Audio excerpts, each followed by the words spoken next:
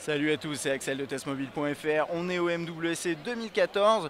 La première conférence vient d'avoir lieu, c'est celle de Huawei, comme généralement tous les ans d'ailleurs, et qui a dévoilé plusieurs terminaux, dont ici j'ai le Ascend G6 sous la main. Alors au niveau des specs, c'est un terminal qui est LTE comme tous les terminaux de chez Huawei, hein. Ils cognent sur le LTE, et tant mieux. C'est du LTE capable d'envoyer en théorie jusqu'à 150 mégabits par seconde, donc ça c'est pas mal. Celui-là il cible les jeunes.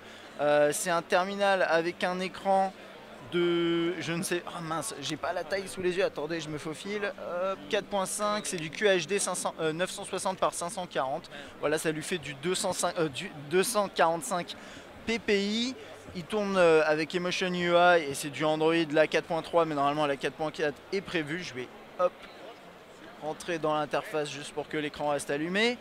On a un appareil photo 5 mégapixels à l'avant, il y a vraiment cet axe selfie, etc. Très marqué chez Huawei généralement, et du 8 mégapixels BSI à l'arrière. On a un quad-core 1,2.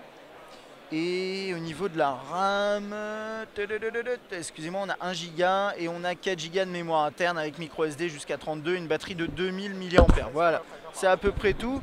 Alors, côté prix, c'est 249 €.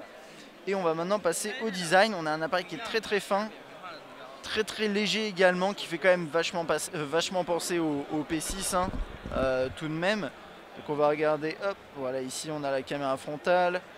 Là on a les touches que vous voyez pas très bien avec la lumière, mais c'est les touches sensibles, classiques. Là on a le bouton de volume, la touche on-off, verrouiller, déverrouiller. Donc ça m'a l'air... tout ça c'est du plastique, hein, mais c'est des finitions qui ont l'air plutôt correctes. Voilà, là le port micro USB, rien sur la gauche. En bas, ça m'a l'air d'être rien. Je pense que ça c'est juste pour accéder à la coque arrière que je vais pas ouvrir pour aujourd'hui. Et là on a le jack 3.5. Vous savez, c'est ces placements un petit peu étranges, mais assez optimal finalement. Et à l'arrière, l'appareil photo 8 mégapixels.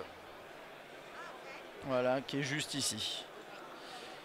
Et son haut-parleur. Alors côté interface, on va passer très rapidement. Le but c'est vraiment pas de s'éterniser, mais on a toujours cette approche, vous savez, Emotion UI, avec quelque chose de très simple mais personnalisable. Donc ça c'est toujours très agréable. Normalement on va devoir pouvoir trouver ça. C'est pas ici, il y a les thèmes. Alors là on a voilà, ici par exemple on a quelques thèmes comme vous aviez déjà vu. On avait déjà testé des appareils de chez Huawei. Voilà, le multitâche. Oups, non, ça c'est pas le multitâche, mais en plus on a l'interface en chinois, c'est pas grave. Mais ça c'était un assistant vocal. Là j'ai l'impression qu'il est dual SIM dans cette version là. Alors ça ils en ont pas parlé, mais si je me trompe pas c'est dual SIM. Ok, ce sera sûrement pas l'édition qu'on trouvera chez nous. Je sais d'ailleurs pas encore vraiment s'ils seront proposés ici, hein. À chaque fois pour ces conférences on parle surtout du marché dans sa globalité. Bon voilà, vous voyez à peu près à quoi ressemble l'interface. C'est quelque chose qu'on connaît déjà et qui fonctionne assez bien. Je ne sais pas encore si on va pouvoir le tester, hein. Ça dépend de sa disponibilité chez nous. Mais en tout cas c'est un appareil qui a l'air très intéressant et qui n'est pas très cher pour des specs qui sont plutôt bonnes, surtout avec ce côté LTE 150 mégabits. Donc 150 mégabits si je ne me trompe pas, c'est le LTE Advanced. Donc après il faut voir chez les opérateurs. Je sais que Bouygues devrait en lancer bientôt à Lyon, il y a des tests, enfin bref voilà, il va falloir se documenter là-dessus, mais c'est intéressant. Voilà, allez, à bientôt.